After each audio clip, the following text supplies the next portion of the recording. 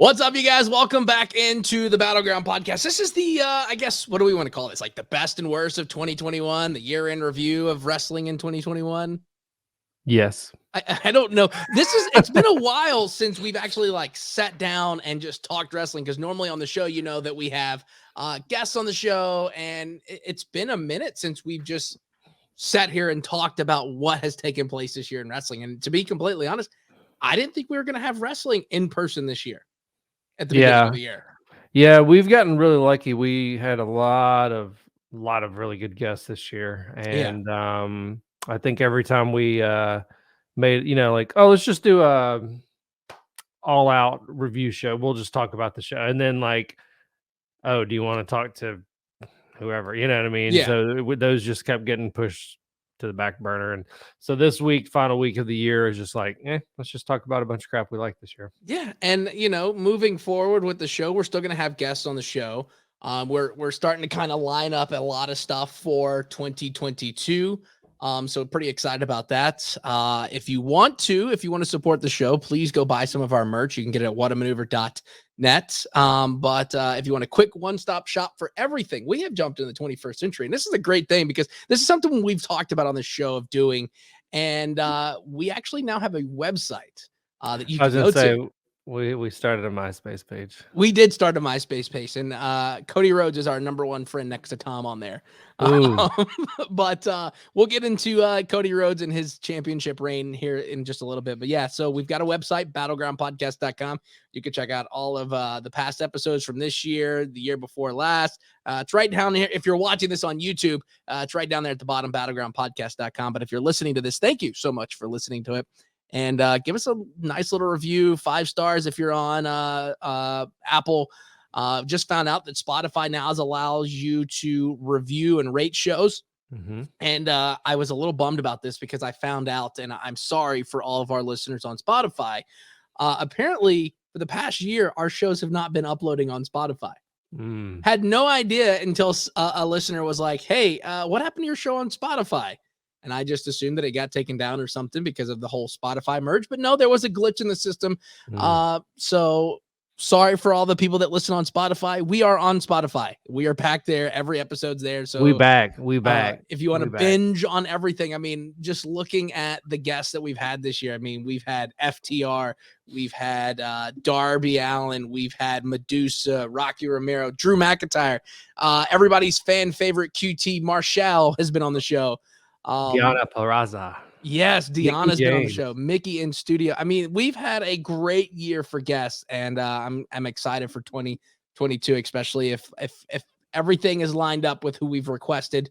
That's going to happen, and it's been a great year for wrestling. So let's kind of go back to the beginning of the year. I mean, there was still that weird time of like, are we going to have wrestling in person? Are we not going to have wrestling in person? It wasn't up until summer-ish that we started having like wrestling in-person events. Yeah, I think our first thing was in July, but I think you started seeing some of it a little bit before that. I think around like WrestleMania. Yeah. I think you started, but I know you and we didn't go until July, I think, for the Impact tapings. And those were fun, and we'll kind of talk about those. But so let's just jump into it. Like, what was kind of the thing that stood out first on your list of this year in wrestling for 2021, Eli? I think when it all comes down to like when we look back on 2021, and just for the record, neither one of us have said new year, new me. So we're not going into 2022 with like that. We're backing in real slowly, making sure. Yeah. I mean, I think this year is going to be remembered as the year of Punk. Sure. I mean that I mean, shows that are smarter than us and shows that make 1 million times more money than us. They've broken down all this. I mean, we won't get into the whole thing, but right. I mean, on numerous levels, this was just a massive get for Tony Khan. And I think, to me, you know, a lot of people kind of trace the start of AEW. Was it when Cody got released from WWE? Was it when he met the Bullet Club? Like, there's so many things you can kind of see. I Yeah. think the first kind of hard right turn, or the first break in the tree, or however you want to say it, was when they got Punk. I mean, I think that immediately after that, you had Bryan Danielson and Adam Cole show up. I mean, it was just such a massive turn and such a huge tide. And you and I have talked about it. I was one of those people. I was fine with him being gone. You know, I was kind of hoping he did stay away, and I was kind of hoping he did get healthy. And you know, so I was kind of, you know, I was one of those respected that he said that, and it never changed, and it was like, I'm done. So you kind of know, you know, where he came from and how things ended. So for him to end up where he is, and pretty much seem to be happy every time he talks. I mean, it's been unbelievable. And you sit there and think about it. It's like when he first showed up, I believe like Sean Ross Sapp like broke the news that he was signing with them. And like you had always thought that Punk would come back to AEW. You pretty much could write off that he was not going back to WWE. Like you, after hearing interviews, would he ever come back? Would he ever do this? I mean, you could clearly see that door is shut, and I don't think that door is ever going to get back open with Punk and WWE. No, and I mean, I think you know, the big thing is everyone was just kind of like, no one's gonna be able to afford CM Punk but Vince, and Right. he hates their company, so like that's it, we're done. So but I mean, now just looking, you know, we've talked about this mainly off camera, obviously, Yeah. but I mean, you know, it's a chore to get through WWE programming right now. And you know, I don't think that's like shitting on a product. I don't think that's bashing anything. I mean, you have Hall of Famers like Mick Foley chiming in on that kind of thing. Yeah. I mean, it really is. I mean, you really got to go through a lot of crap to work there, and not only that, but exceed and all that. So I think we're kind of like a lot of people, and we've kind of gone to call, you know, WWE is sports entertainment. I Mm-hmm. think they've drawn that line in the sand. I think that, you know, their brand of what people love as far as pro wrestling goes, like that's there. Yep. It's, you know, Disney World is always there. You know what you're gonna get when you go there. Like that's it. AEW, GCW, Impact, you know, a lot of these other companies definitely are more pro wrestling companies that do involve some of the sports entertainment stuff, but it's not like the center of attention. I mean, when Bryan Danielson showed up, the very first match he had was a 30-minute draw with Kenny Omega. No announcement, no hype, just, oh, guess what? We got him on Wednesday. They're fighting for the title. And I mean, it was a banger. And you know, if it had been WWE, it'd have been just this weird debut. And it was almost like, I think Punk brought it up. He was in a it might have been a after match conference scrum or whatever they call it. But it was like AEW wants fans to be happy. And so like you know, they have the payoffs. And for example, Hangman, that he'll probably pop up on this list too. You know, it was a 2-year build up between him and Kenny, and he finally won, and now he's the world champ. And I mean, that was a 2-year storytelling story. Yeah. And it's almost like Punk mentioned it. It's almost like WWE changes results because they know the fan has found out. So now they do it to be like smarter or one step ahead than the fans. And it's like, okay, but like, why would you do that? Like, that's Exactly. the fan is there. It's an investment. It's a payoff. And so if you're just like, at that point, you're kind of catering your ego, and you're, Right. you know. So, anyways, I'm rambling. So, but yeah, I think that's a very big line in the sand. Is WWE is sports entertainment, and the AEW is a pro wrestling company For sure. And we've seen this numerous times that, you know, when we read the dirt sheets, WWE, there's been like leaked so-and-so leaked title change, blah, blah, blah.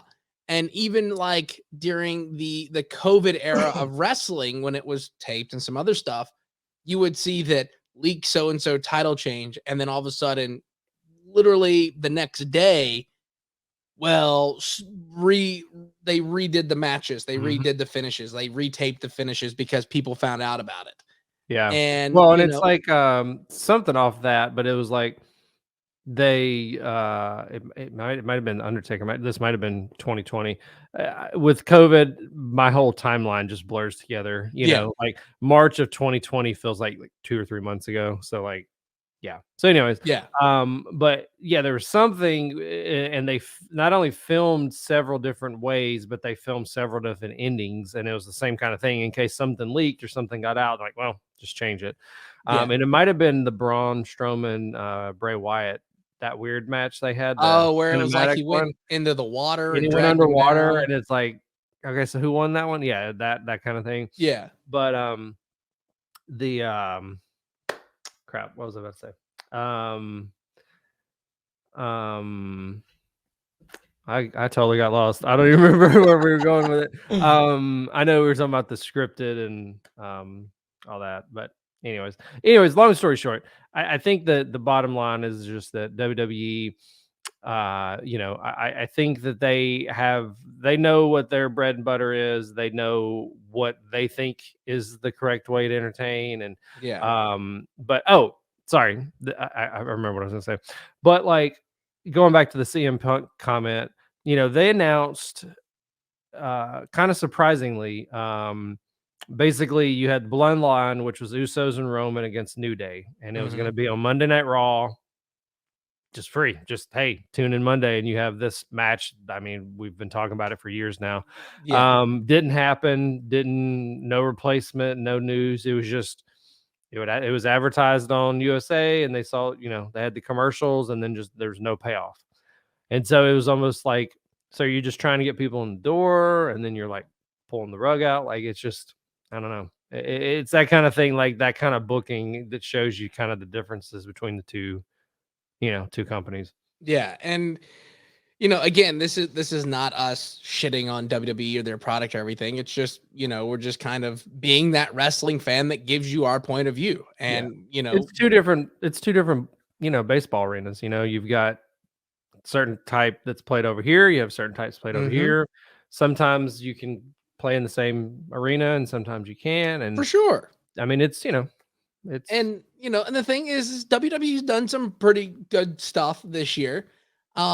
But it seems like you just look at it and it's like WWE, once they kind of get up here, they realize, oh, this works. So let's just continue ramming it down people's throats until Mhm. you're tired of it. Because how many times did we see Drew McIntyre versus Bobby Lashley this year? Yeah. They And made a no joke. offense to Drew or Bobby, because they've both been on this show numerous Oh, yeah. times, but it's like, Well, that rivalry should have been like a special rivalry. You know what I mean? Like that's kind of like a big match attraction. for That's the sure. kind of thing that Vince McMahon loves. Um, I think it's Kyle O'Reilly just showed up on AEW, and I guess we'll go into the next thing. Yeah. Another highlight obviously was Adam Cole showing up. I think that was a little bit of a swerve. I think there was kind of, I remember I was telling you, like, I mean, he could show up literally like anytime. He could show up Saturday Yeah. at the pay-per-view or whatever. And I actually watched it just a couple days ago. I went back and was watching when he came out, and then Bryan Danielson, and lights go out, and then his new theme plays. And I mean, it was like a loud pop. Like, And I mean, I think a I'm lot of getting people, goosebumps thinking about that pop, yeah. by the way. And I think like a lot of there's people like they're recording it and they were like legit like holy crap, and just like, so I think that one was like a really big shock. It's almost like it just kind of fell in their lap, you know what I mean? Like, Yeah. it's like, he's a free agent now, let's just run with it. And I think you're starting to see some of this stuff is just kind of falling into place at the right time, because Mhm. right after he signed, Kenny drops it to Hangman, and then he leaves to take care of some of his health stuff. And then right after that, Bobby Fish, free agent, he signs. Kyle O'Reilly's a free agent, he signs. And now it looks like you kind of have an unofficial, Undisputed Era reunion. And this is right when Kenny has to leave. You know what I mean? And then we also have John Moxley out with his stuff Yeah, right now. So, you have some massive, massive free agents that already have history and storylines ready to go. And for sure. they just walked in the door. I mean, it was just effortless, So that's been a really good story so far, I think, as well. And you look at like all these massive free agent names that are out there, and of course, every time we saw that somebody got released, we were like, what happened? And I think the big shocker of this year of people getting released was Bray Wyatt. Yeah. And there's no telling on where he's going to show up. I know right now he's doing his acting career, and I think he just did like an autograph signing with High Spots. And I mean, there's no telling where he could show up. I mean, there was talks of him showing up at Impact. There was talks of him showing up at AEW. I mean, this is the year heading into 2022 is going to be a big year for not only companies like AEW, MLW, Impact, but you've also got a big year for your indie people, like your GCWs. I mean, look at this past year of GCW alone. Mm-hmm. I mean, all the buzz happened about it. I mean, you had Nick Gage on AEW.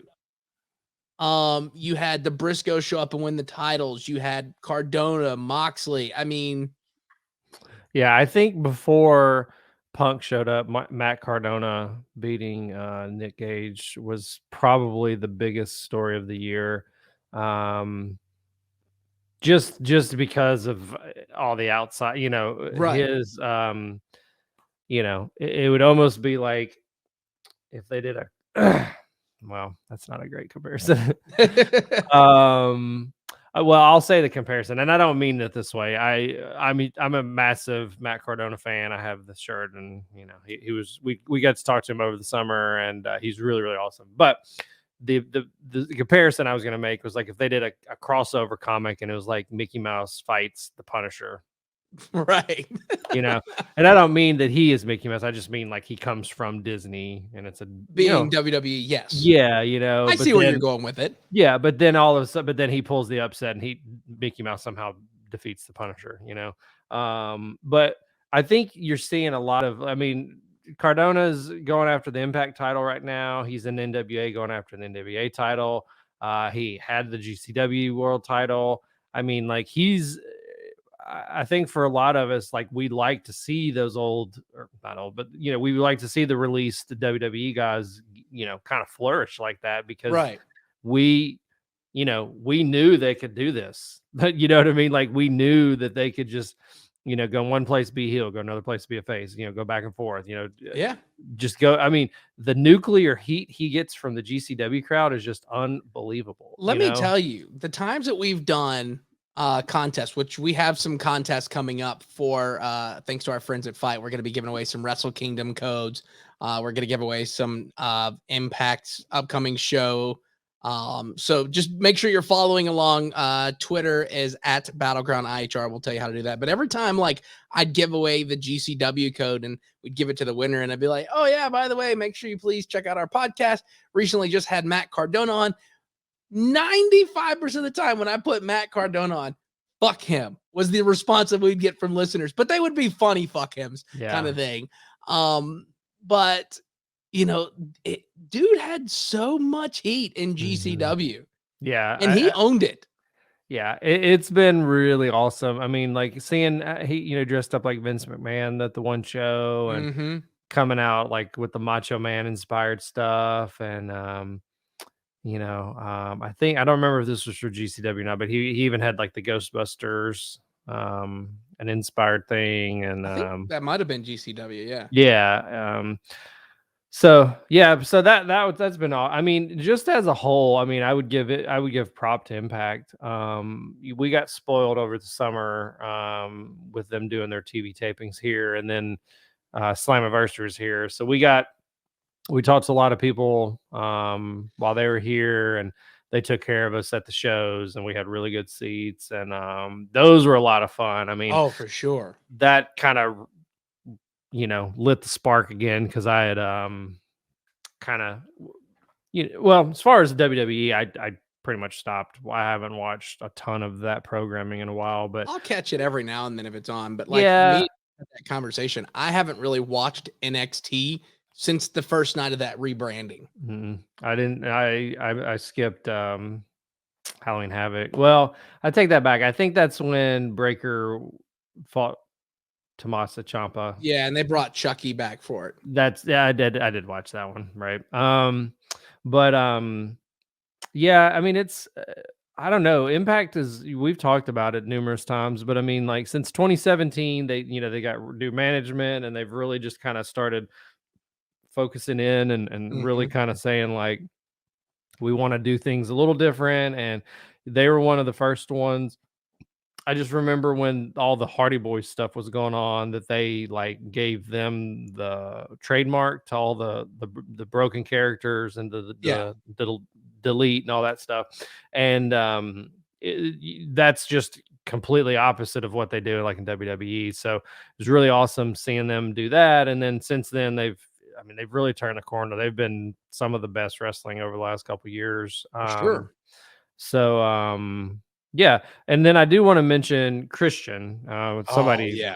Somebody mentioned this. So this year he's main evented a WWE pay-per-view, an Impact pay-per-view, and an AEW pay-per-view all in the same year. Jeez. So I And think that deserves at least a top 10 mention. I mean, that's I don't, we probably will never see anything like that again. no, and WWE just let him walk away. Like, They didn't there set could have been anything up. so many things to do and just let him walk away. And think And back that just shows you they always favored Edge over Christian, for sure. and unfortunately Edge has been out more than he's been fighting, and Christian's, I mean, he doesn't fight every single week, but I mean, he did He's beat there. Kenny Omega. Yeah, he did beat Kenny Omega for the Impact World Championship. And I think maybe I want to say, I can't remember which dirt sheet I read this on, but it was like the only reason why WWE really signed Edge was because AEW was coming to try to get him. And that was when WWE's like, nope, sorry, we got to Yeah. have him back. And that was kind of that thing. And, we look back to the stuff that Impact did this year. And I got to say, watching that hardcore match between Kenny Omega and Sami Callihan in like the second row, like how many Mhm. people can say they saw something like that up close? Yeah. And that was just wild. And we got lucky because we were on the other side of the arena when Sammy had his leg injury, so we Oh, for that street fight, which was didn't get very, to. because we were sitting there when like they were, saying go home and nobody knew what was going on. Um, and Yeah, you just started seeing all the the X's and yeah. you saw Morrissey like what's happening. But that match I feel would have been a banger. But yeah, just watching Kenny and Sammy in a hardcore match up close and personal. I mean, we did get spoiled with Impact for a lot of stuff that they did for us. Mhm. And it was like almost every week we had somebody on the show, which definitely if you have some time over the next couple weeks or whatever, check out some of the past episodes. I mean, we've had some amazing guests, AEW, WWE, Impact, Ring of Honor. And we'll kind of transition to Ring of Honor. But before we get into Ring of Honor, I need to talk about this sweater that you've got on. Yeah, this is my Bret Hart ugly Christmas sweater. So That is, and it lights up, doesn't it? And for those of you that are listening to this, you can see this on our podcast page at youtube.com/battleground podcast. But Eli has oh my God, that is amazing. It is a light up Bret the Hitman Hart Christmas ugly sweater. That is amazing. Yeah. The fact that if it could like do voice activated and it just like beats to the music, that would be epic. I was holding out hope it would be like instead of Jingle Bells, it'd play like his theme. That would be great. But yeah, so anyways, so it's still Christmas time, so I'm still wearing it's still Christmas. It's ugly we're sweater. recording this day after Christmas, so Yeah. it's still considered Christmas time. But yeah, so earlier a few months back, we had a great working relationship, and I shouldn't say we have a great working relationship with Ring of Honor. Nothing happened, but of course, finding out earlier that they were kind of closing shop per se.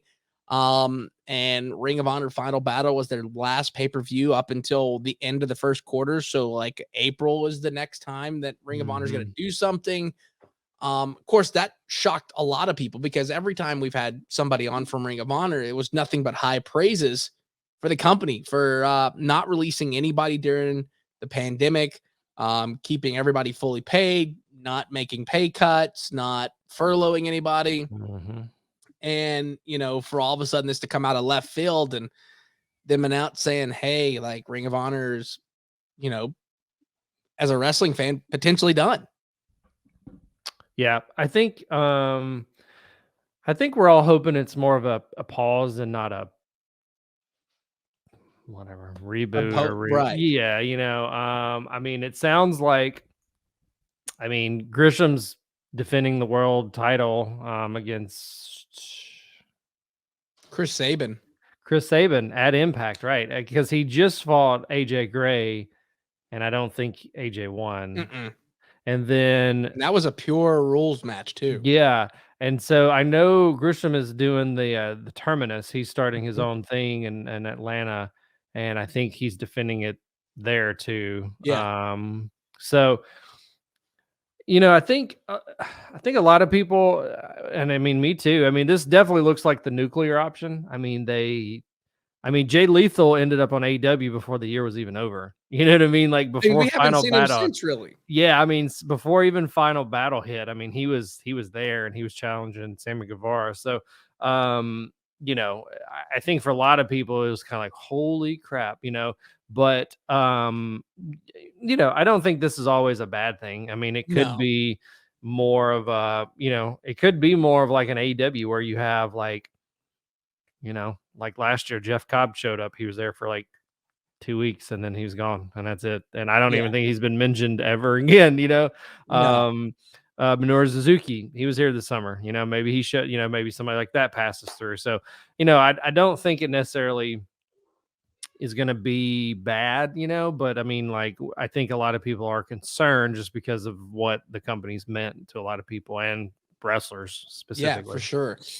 And, there was some stuff that Sinclair posted of like coming in April, and there was like these vignettes that they were showing. And I think, the thing that we saw was like when they announced that, hey, Final Battle's it, and them kind of just releasing, as I do finger quotes, everybody from their contracts and saying everybody and anybody's free to go over their want. That makes you think, hey, they're done. Yeah. I mean, that's I mean, just with the way everything went with COVID, the COVID lockdowns and everything. Yeah. I mean, you would think that they would have like just benched everybody Yeah. and just like, let's figure this out. But I mean, to just basically say we're pulling the plug, we're releasing everyone, we're going to relaunch in the spring. Like, I don't know. That just seems like a nuclear option. And it's almost like the rumors you hear is just that it's, the company that owns Ring of Honor has nothing to do with wrestling. Like Yeah. it's almost like WCW in the 90s. You eventually get to the point where the owners of the company are like, why do we own a company? Yeah, why are we spending $15 million a year on this or whatever their budget is? So Yeah. but anyways, Final Battle got great reviews, tons of title changes, and we're just kind of hoping for the best in the spring when they relaunch. And I gotta say, it was pretty cool that Tony had some of the AEW guys send videos. I mean, would you have liked to seen some of them show up? Yeah, but I mean, probably logistics. You're just not going to send people, and I don't think Tony was wanting to let them use the Jaguars' private jet to fly up to, what was it, Baltimore for like 30 seconds to come out, wave, say goodbye. I wasn't surprised that Vince didn't let any of those guys at least submit a video and just be like, Kevin Owens or Sammy, just saying, hey, like, this is what it means to me, blah, blah, blah. At least let them just say, hey, I know this is the end of the road. Let me do something real quick. Because, I mean, I don't think Vince said anything to The Rock about doing the Impact thing. And let's be honest, The Rock did more for Impact at that one thing than he did for SummerSlam this year. Was it Survivor Series? Survivor Series, when that whole thing was supposed to be about him. Yeah. And then he didn't did show more up. for Impact than WWE. Mm-hmm. Yeah, I mean, Seth Rollins, Cesaro, Kevin Owens, Sam. I mean, there's so many people that are still associated with that.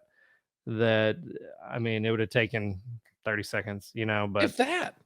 Yeah. So I don't know. It's interesting, but yeah. So hopefully, Ring of Honor comes back super strong. we've seen this before when a company goes away. Luckily, they've got a lot in their archives so they could just start throwing up like best ofs every weekend. Yeah, Um, I think the library is going to keep them going for a while. Yeah, and that's going to be good for them to at least still stay consistently putting something out there. And we've seen this before, and it's not a knock against NWA, but when NWA kind of closed up shop during COVID and then tried to come back, it was very hard for them to kind of regain that momentum that they had Mhm. because it was like, what are we doing? Because you still had Nick Aldis as the champion, but most of your roster had already bounced. Yeah. So hopefully they come back strong. And I mean, NWA has come back pretty strong since they've done their stuff. I mean, you had Trevor Murdoch winning the NWA title, which we've had Trevor on the show, and we even told Trevor it wasn't a knock against him. We just never considered him being the guy to top Nick Aldis this year. Yeah. I mean, I think obviously going back before the pandemic, I think the plan was Marty was going to take it from Nick, and obviously those plans changed. And so, I just think it kind of came down to timing. I think it just came down to like somebody has to do it, and like Yeah. that kind of already had a program built in, and he was just kind of right place at the right time. The Hex formed, and they are the new and current and defending NWA Women's World Champion Tag Team Champions. Let's see, Pope dropped the TV title. They did it, yeah.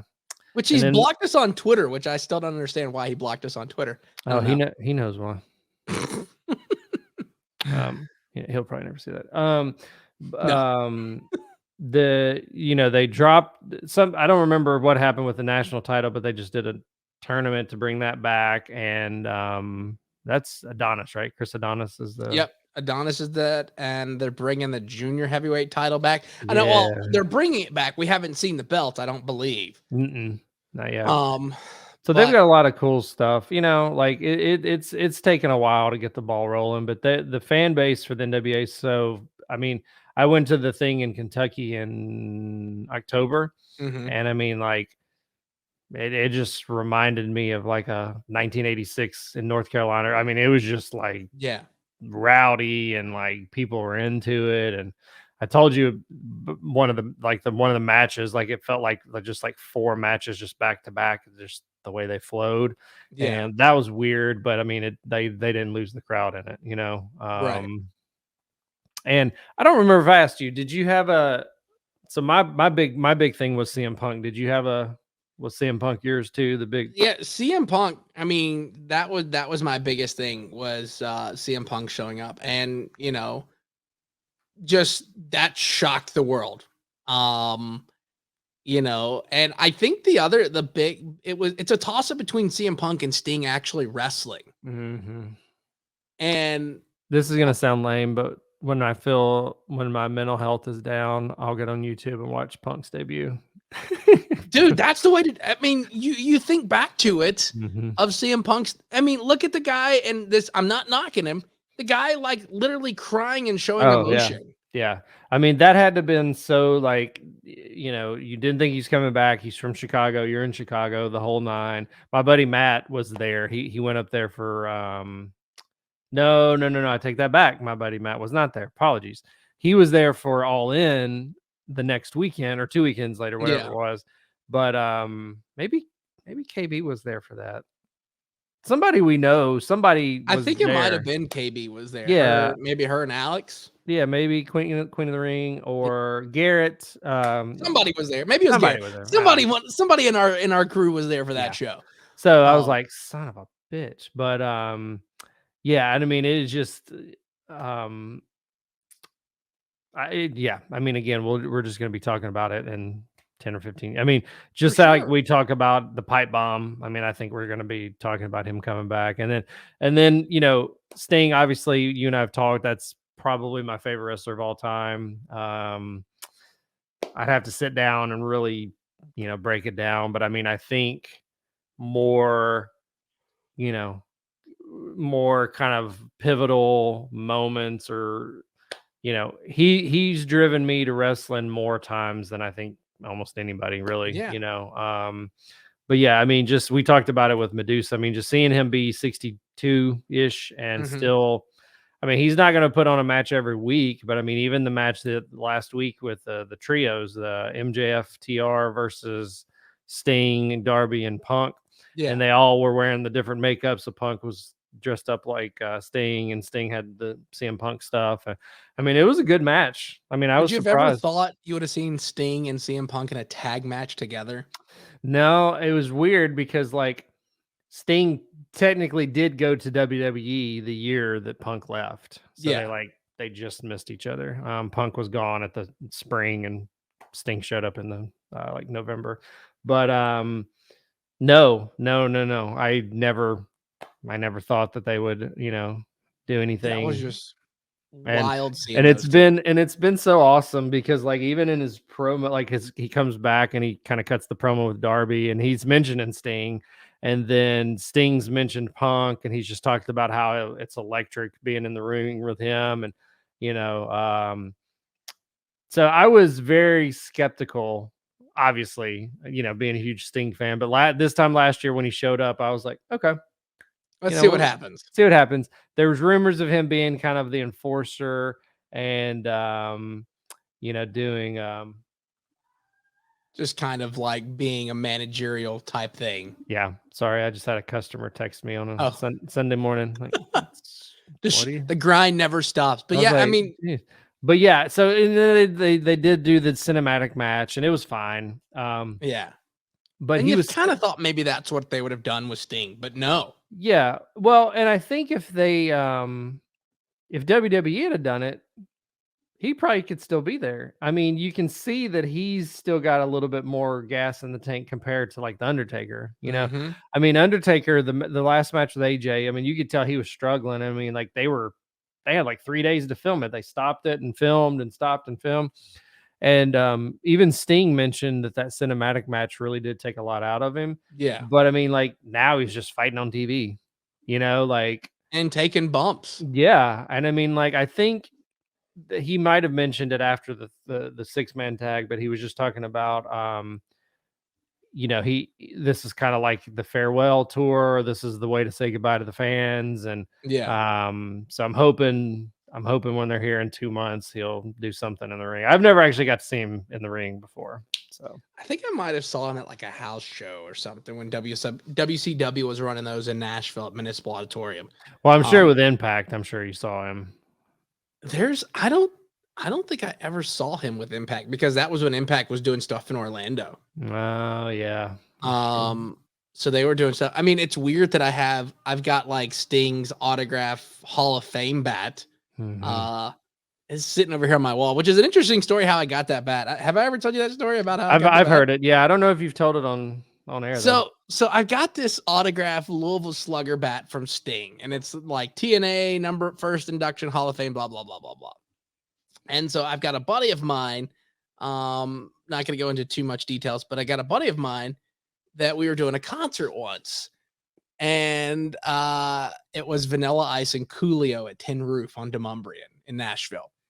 And he hit me up asking me for tickets because we had him for the radio station and it was our show. And I joked around because he has a lot of autograph stuff. And I was like, well, that Sting bat that you got, I'll trade you tickets. These were my personal tickets. So I was like, I'll trade you my tickets for the bat. And he's like, would you really do that? And I was like, sure, why not? Didn't think anything of it. And see, the funny thing is like you think it's a great deal and he thinks it's a great deal. And you are both like, I'm about to screw exactly because these were the personal ones that I had bought, not the end of the world.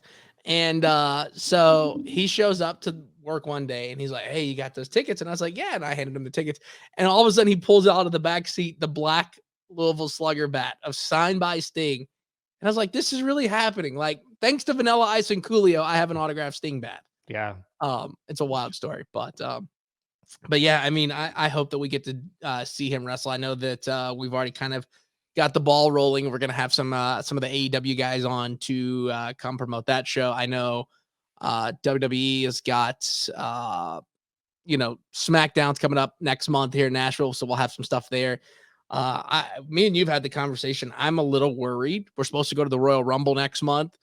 I'm a little worried with the rise of this new variant of COVID, like it's either going to get canceled or it's going to be like mask up the entire time, which I'm very well fine with wearing a mask. I mean, I've gotten vaccinated. I haven't got my booster shot yet. And this isn't us saying, hey, you need to go get vaccinated. Hey, none of that stuff. We're just kind of saying, hey, we're both vaccinated. But it feels like maybe there might not be a Rumble next month. It might go back virtual if the way the cases continue to rise. Yeah. I mean, if we've seen anything, we know that Vince is not going to cancel an event unless he has. I mean, unless the freaking governor's like, you got to stop. I mean, they've been, trying to get all these exemptions and, yada, yada, yada. And I mean, like, so it's basically short of an act of God. I mean, they're not canceling it. Now, are they going to move to you have to be vaccinated or you have to show, negative test or something like that? Maybe. But yeah, I mean, if we end up going, I'll probably wear a mask just for sure to avoid. I'm vaxxed. I have my booster. But I mean, I just don't want to. I mean, there's still over the last Christmas, Christmas season. I was about to say Christmas break. I wish I had a Christmas break, but very soon you'll have a break. Yeah. Over the month of December, I mean, I've seen a ton. I mean, right off the top of my head, probably about 7 or 8 people that I know, most of them vaccinated, but a couple not, that are, I mean, they're still getting COVID. So, just a friendly reminder, if you think this stuff's over, it's not. And it's still going and it's going to get worse. So take that for what it's worth. I did have a couple other things I wanted to at least go for it. Acknowledge. Let's go. So this will be just kind of a lump thing, and then we can dive into anything specific if we want to. I do want to give a kudos to Stardom over in Japan. Yes. I know you and I talked about it. Dark Starlight Kid is a wrestler over there, and she is unbelievable.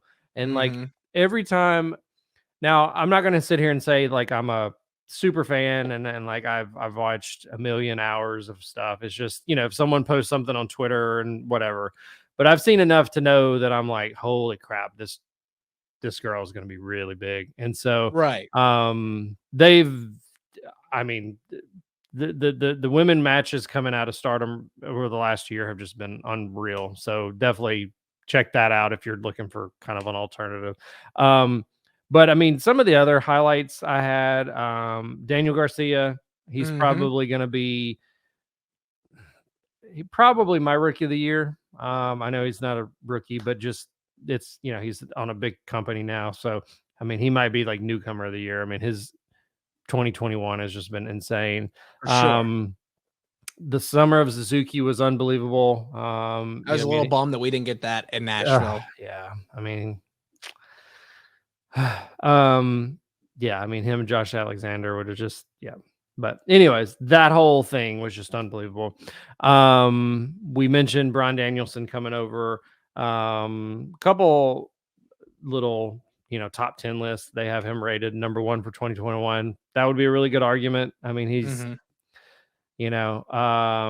I don't know if I could put him number 1 totally, just because he did start the beginning of the year in WWE, and that's, right. Obviously not the best stuff that's been going on. But yeah, Jade, in AEW, she's gonna be a massive star. She gets better every time I see her in the ring, and she's really starting to turn the corner with her character development and some of that other stuff. And I mean, I think she's finally putting the pieces together.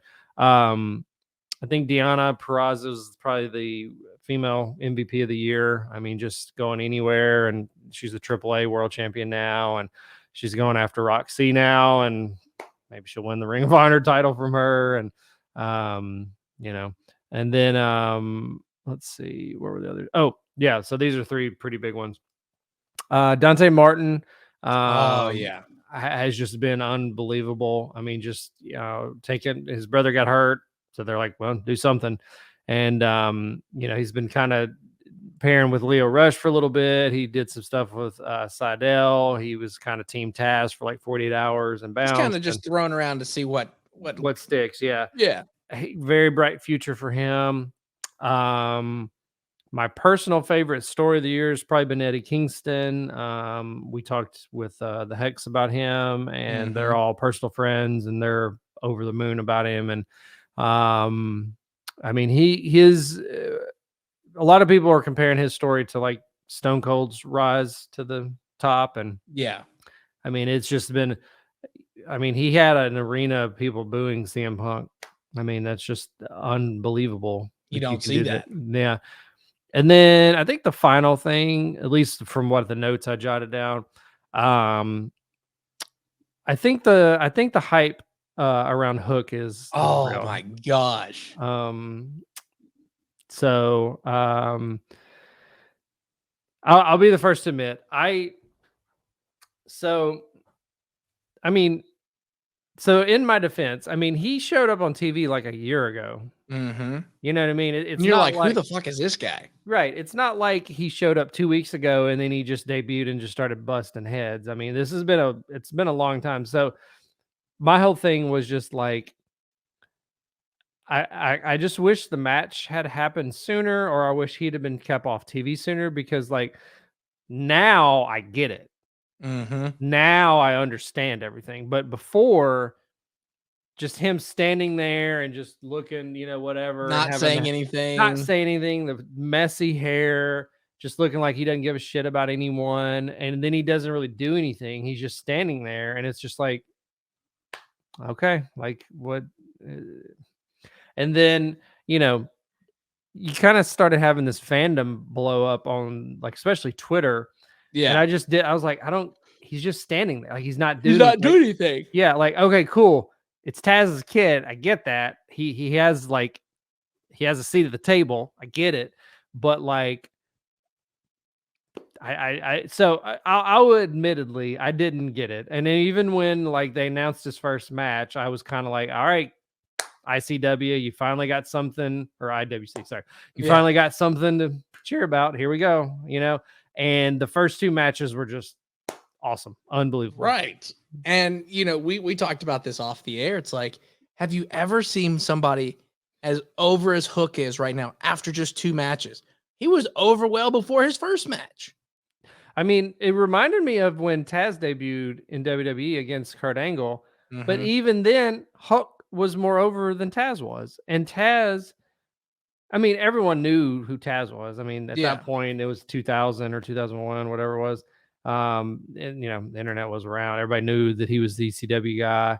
And so to come out and manhandle Kurt Angle that way, I mean, and I think I think that was at Madison Square Garden on top of that. Yeah. So, there was a ton of buzz going into that debut, and then he mainly was an announcer, unfortunately. But, so yeah, the hype is real. I think we're all Team Hook over here. For sure. I see. I mean, in 5 years, it's like him, MJF, Darby, Jungle Boy. I mean, like, he's gonna be one of the, Sure. I think they anointed these pillars a little too soon, because I think Hook's gonna be one of those for the company as well. You're gonna have to redo that pillar shirt. And speaking of pillars and redoing, I know was Sammy on one of those pillars? Was he? Yeah. So after, spoiler alert, if you haven't seen it by now, you should have already known. And it was taped to begin with, so you should. Exactly. Yeah. And it was great that they're still doing it. But my buddy over here, Cody, is your now 3-time TNT champion after Kodaya won. there he goes. He dove off the thing. But yeah, 3-time TNT champion after Christmas Rampage, which I thought maybe it was too soon for Sammy to drop the belt. But then again, Sammy really wasn't defending it. And this is what me and you had that conversation, and this will kind of be the conclusion of the show. Sammy really wasn't defending it. There wasn't much what he defended it against. Bobby Fish? Bobby Fish, and Lethal. I think that's it. That's the only 2 that's the only 2 that stand out. I mean, I have to say, I think Cody did the most with that belt so far. For sure. I mean, it felt like every week he was fighting somebody for it. And I think that's the reason why he got it. Because, I mean, you look at the past couple of champions, like Miro wasn't defending it very often on TV. Darby just had it there in the vignettes. Sammy was just wearing the title in his vlogs. But when Cody had it, I mean, you think back to when Cody had it. He had that great storyline with Brody Lee. The world got introduced to Eddie Kingston. I mean, that whole thing. I mean, Kingston, Ricky Starks, Warhorse. I mean, like he literally just now, and this kind of goes into the, you know, like you just talked to Josh Woods, and he had just fought on was it Dark or was it Elevation? Dark. I think it was Dark. Him and Sean Spears. Yeah,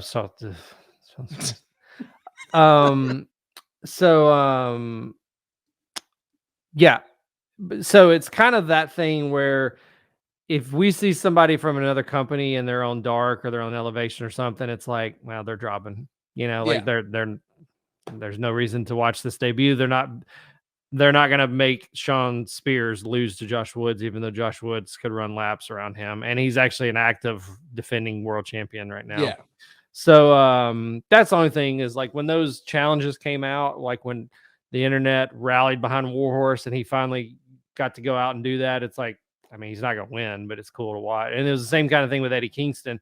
I think that's why like the Ricky Starks and then Kingston signings were so surprising, because it really just it reminded me of almost like the Tough Man contest, or I guess kind of like the defending champion. Like he just roll into a town, like, I'm here. Who wants to fight? You know, right? Open challenge anybody. Open challenge, and it's like, you know, he rarely lost that, but you know the challenge was there. So yeah, I think it's that, and then I also think it's because they're about to crown the TBS champ, and so like I think he wants to be involved in that. The you know, like present them the belt or something, and they're right. I don't know. I think he wants to be, and but I was gonna say though, like watching that, you know, and explaining that match to people. I mean, he got his intro was like 4 times as long as the world champion, or the, you know, Sammy's was the TNT champion. And then I don't know who is gauging this. I don't know who the judge is, but I mean, the boos he got were substantial. I mean, it is, and I wouldn't be surprised if they were actually trying to hide some of it, but with the audio, you know, I mean, like it was loud. It is. Yeah. And he just keeps on like, I'm not turning. And I get it, but it's just like they're having that reaction for a reason. Either you're on TV too much, or it's just cool to hate him. Or it's cool to hate him, or they're like giving QT said when we asked him. Yeah. Or they're giving you go home heat and they just need a break. Like, you know, the crowd usually lets you know who they like. You know, so I don't know. I'm not I don't think I'm fully like team hate Cody, you know. Because you think though, like, you know, as much as people want to shit on him, Cody puts over everybody that he wrestles. I mean, it's that, and I mean, this isn't like tooting a horn. I mean, like literally AEW would not be here if he had not been released from WWE. I mean, like he got released, he went to Impact. He was like, I want to see what's out there. And like that step changed his life. And I mean, honestly, modern wrestling. For sure. And, you know, I know people that are kind of tired of seeing the Young Bucks, you know, like they, you know, there's people tired of Kenny Omega. I mean, people get burnt out, you know. There's people tired of Brandon Cutler. Yeah. Oh yeah. I forgot about him for a second. I do have to say one thing. So still not a Sean Spears guy. I saw him he didn't wrestle, thank God, but he it was Wardlow. Yeah, he fought Wardlow. Wardlow fought is it was Captain, it for the Captain Sean Dean? Is that him? Maybe. I can't remember his name. I never remember the ranking. It's like Sean. Was it on AEW? Yeah. Was I it think was it for that diamond thing? no, it might have been. So it was like hang on. I'm looking at it right now. I googled Wardlow Yeah, Sean matches. Dean. Yeah, Okay. Captain Sean Dean. Yeah, that's him. Um, anyways, it was a squash match, unfortunately. But Sean Spears is out there. So first off, he shaved his beard, so he looks dumb.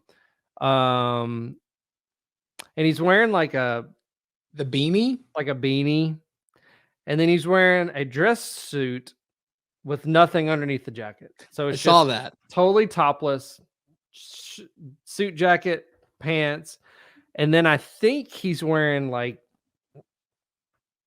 sneaker, like tennis shoes. Like I think he's wearing like Nikes or something.